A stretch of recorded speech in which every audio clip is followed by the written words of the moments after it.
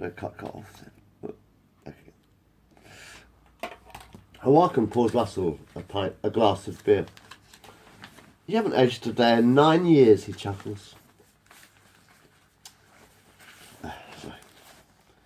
Bill hugs the buxom 54-year-old Afro-Native American woman. Long time no see. Hang a minute. No. You are looking as beautiful as ever.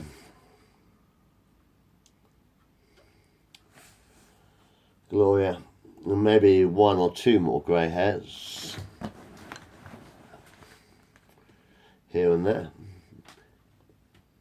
You cheeky sod, laughed the owner of the brothel upstairs. You are catching up with yourself too, I notice. 1 or 2 or 3 more lines on your face, I see. Time catches up with us all in the end, laughs Hawken, the wrinkled-faced landlord of the Four Deuces. What in Jesus' name are you doing here, Billy? Laughs the chubby mixed-race brothel keeper. I thought you were heading for England, she pauses. Sorry, I thought you were heading for England. She pauses. Oh yes, I remember now. Titanic, shout Bill and Gloria in unison.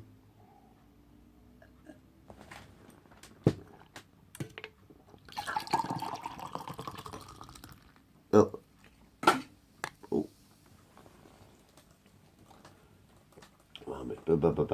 Did Samantha come with you too?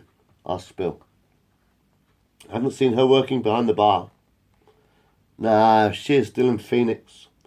She married her boyfriend Leroy, the bellboy at the Hotel Adams. Oh, it must have been at least 5 years ago by now. He's a concierge now, whatever that means, and Tammy is a receptionist. They seem to be doing quite well for themselves. Russell McNulty opens a packet of cigarettes and puts a long white tube of tobacco between his full pink lips. Bill Crow lights the cigarette with the flame of a match. I just started working here tonight, explains the very young-looking 24-year-old male prostitute.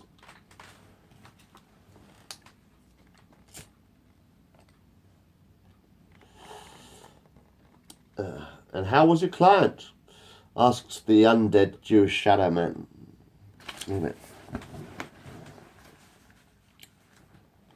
He was a nice guy. Some middle-aged, grey-haired politician called Warren. He paid me well for my services, explains the gorgeous young hustler. Sorry, Bill. I'm making you jealous again, aren't I? Bill Crow chuckles. I could never have sex with a man who I wasn't attracted to. Well, maybe just once when I needed a ride home. But for you, my boy, it is the occupation. Jacob Roundtree and a small Chinese man, their large wooden crate down on an oak table of the illegal saloon behind the warehouse. Thanks for your help, Quang. You could have taken the fish out first, suggests Johnny Tuyo. You are stinking out the joint. Trout for breakfast, shouts the old soldier, throwing the fish onto the floor. He pulls out a bottle of Canadian whiskey from the wooden box and a bottle of bourbon for lunch. 20 bottles in every crate, 9 crates in every truck, and 5 deliveries a week when the tide comes in. 900 bottles per week, sighs Bill. You're looking very fit and well for your years, old man. Bloody hell. Billabbones.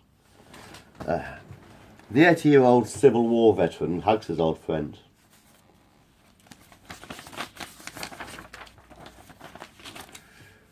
Hawken keeps me supplied with his blue bottle potion whenever I need it. To be honest, I've never felt fitter. Gloria Roundtree is now standing beside her husband, her left arm around his neck, and her right hand on his fat belly. Hang on.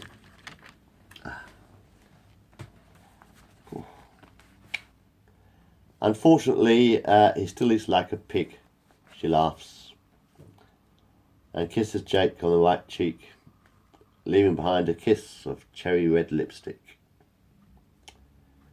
Oh, shit. Hang on. That is only because you are such a wonderful cook, my love. You old charmer, laughs the madam of the whorehouse upstairs. Oh, that is only from the lake. The ocean fish comes by trucks from New York 4 times a week, carrying barrels of beer and more crates of whiskey. Hidden under the cargo, of course, explains Johnny Trio. But why hide the booze under the fish? Asks the undead Jewish shadow man. The police have sniffer dogs down on the docks, trained to smell out any alcohol, sighs the 39-year-old mob boss. And what smells more than whiskey? Fish, of course, laughs Jake, hanging up his tatty grey Confederate Army overcoat on the wooden banister. The fishing boats smuggle whiskey from Sudbury on the Canadian south coast down the lake. Well.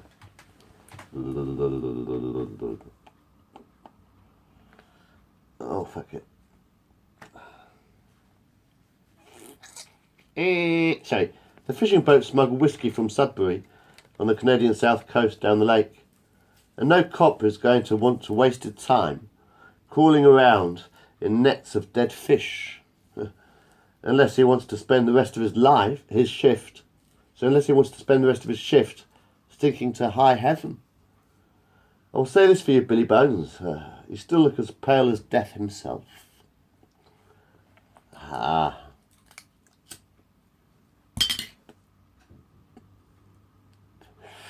changed my name to Crow when I arrived in New York. Crow Bones. Strange, but I like it. Smiles Jacob Roundtree, now standing at the bar, swigging from a bottle of Canadian whiskey. Bill Crow, actually, laughs the undead Jew, sitting on a wooden bar stool, smoking a pipe of opium. Al Capone is now standing to the right of his boss. It is pissing down out there tonight, Johnny. You're going to have to get some other mug to man the door from now on. I've had it with being a fucking wallflower. The 22-year-old gangster breathes a heavy sigh and scratches his groin with his right hand. Oh, sorry, frowns the Brooklyn-born mobster, but I've got a bit of a nasty rash.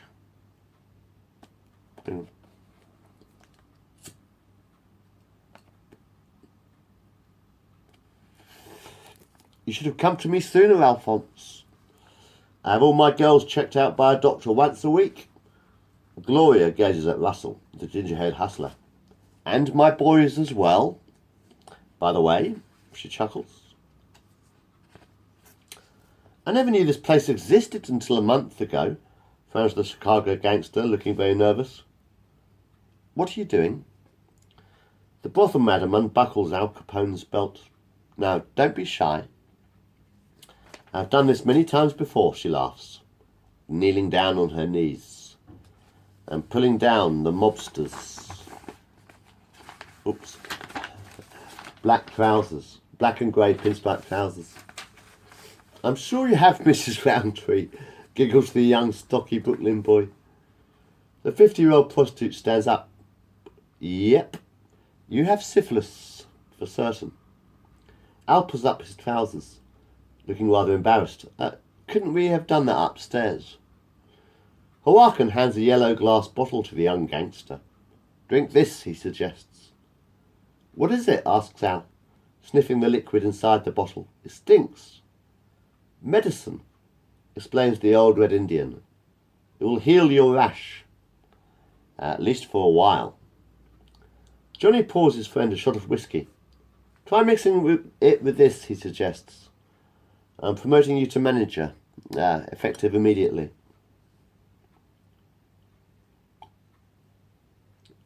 Chapter 9.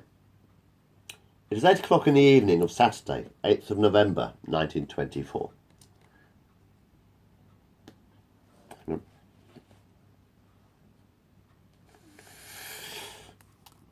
Angelo Jenner and his brother Antonio sit in green leather armchairs in Johnny Torrio's office on the 4th floor of 2222 Wabash in Chicago. And Johnny Torrio, wearing a double-breasted black and grey pinstripe suit, picks up a wooden box from his large oak desk. Would you care for a cigar? A cigar, gentlemen. Frankie L's own brand. The face of the grinning New York City mob boss is printed on the lid of the box.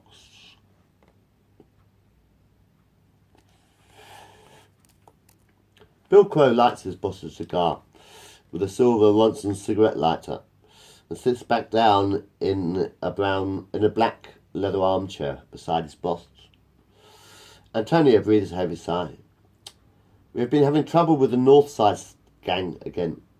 I believe they are business associates of yours. We have arrangements with regards to several of his brewing industries and distilleries, and certain agreements concerning distribution among the local speakeasies, and our transport links to Canada. But why does this concern you? One of O'Brien's men ratted to the police. It told them we were smuggling whiskey from Canada on a Winnipeg train. We have lost 4 shipments in the past week alone. Now the bloody cops are waiting down at the railway station every day and night of the week, explains Angelo Jenner. But how does that affect my business? Asks the leader of the Chicago outfit. Most of my liquor comes in by road and boat these days.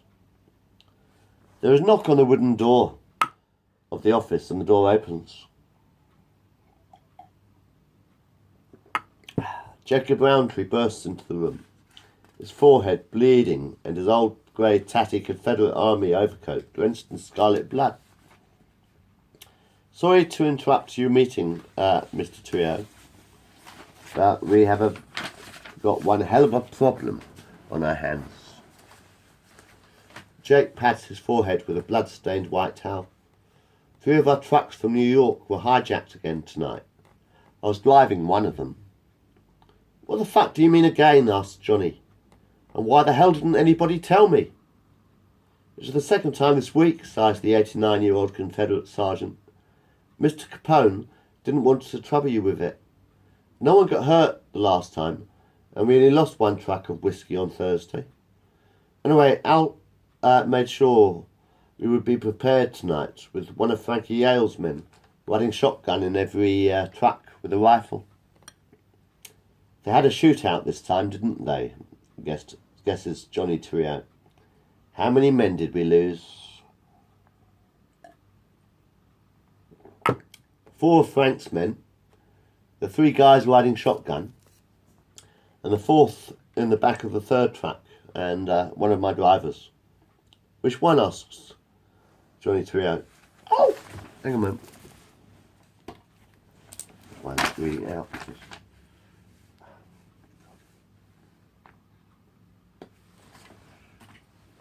Right. Freddie Lombardi. He got caught in the crossfire after he was forced from his truck. Mr. Capone hasn't told his wife yet. Jacob Roundtree lays the blood-stained white cotton towel down on his boss's desk. He had 3 children. 2 girls and a boy, sir.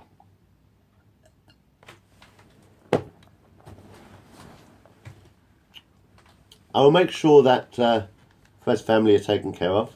Don't you worry about that. Boom, boom, boom.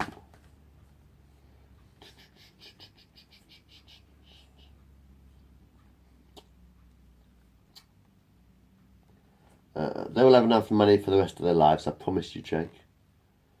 Did you see their faces? Asks the mob boss. His kids are very beautiful. I met them once. Smiles Jake. I think he means the faces of the gang who attacked you. Chuckles the undead Jewish shadow man.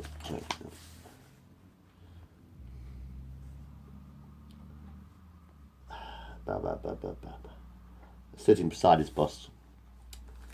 Most of them were wearing bags over their heads, but they all talked with Irish accents.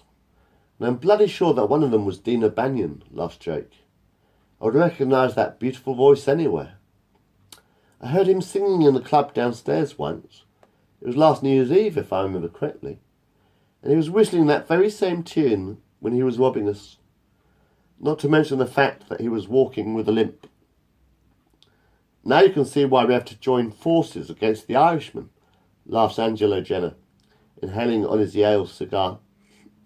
Fucking hell, Johnny, this tastes like shit. He stamps the cigar out under his left foot. I know, chuckles the Chicago mob boss, but Frankie sends me a crate of them every week to sell in my speakeasies. A box for the fox, the label always reads. Why do you think I'd give them away, laughs Johnny Trio, inhaling deeply on the Cuban Havana cigar he had bought down the street from Marty Guilfoyle's tobacco shop. The head of the Chicago outfit picks up a white marble candlestick telephone from his desk. I'll get one of my lads to drive you to the hospital, suggests Johnny.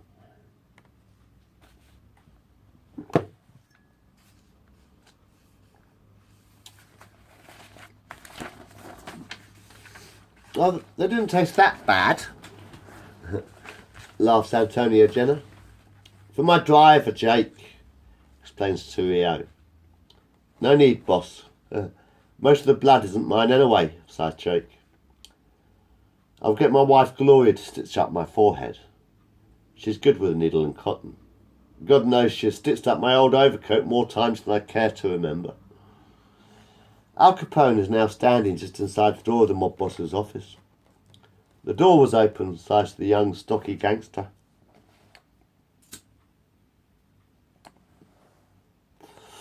I was just on the telephone to Mr. Yale to tell him about his boys being shot. He's catching the 7:30 train from New York City Station first thing on Sunday morning. They should be arriving in Chicago sometime in the late afternoon or early evening. On the subject of arrivals, a letter arrived for you today, Johnny. I forgot to give it to you, frowns Bill, handing his employer a crumpled white envelope. It's from my lawyers. The Italian gangster reads the letter. That fucking Irish cripple has just ripped me off for $500,000. How come, asks the undead Jew. I just bought a 50% share of one of his distilleries in Wrigley Field. Now I find out that the factories are being demolished on Monday morning. I'm going to kill her, Brian, snarls Tria. No, you won't, chuckles the young, handsome, brown-skinned man, now standing in the doorway of the office. Behind Al Capone. Frankie insists that he does that himself. Aha, the trumpet player, no less, laughs the Chicago boss. Here to herald your lord's arrival, like the angel Gabriel, no doubt. How are you, Abe? Actually, I just arrived tonight on the New York train. Mr. Yell wanted to make sure that his shipment of whiskey arrived on time. Obviously, it did not. Does it always rain this much in Chicago? He asks, folding his umbrella. The young, handsome Negro turns his head to face the very pale-skinned man, sitting in a black leather armchair on the other side of the desk. How are you doing, Billy? He asks. I have had more exciting days. Bill stands up and hugs his old pal. I like the new suit. Black and white stripes kind of suits you. You look like a zebra. What do you think this hat is made of? Laughs the handsome young black gambler, raising his wide-brimmed fedora.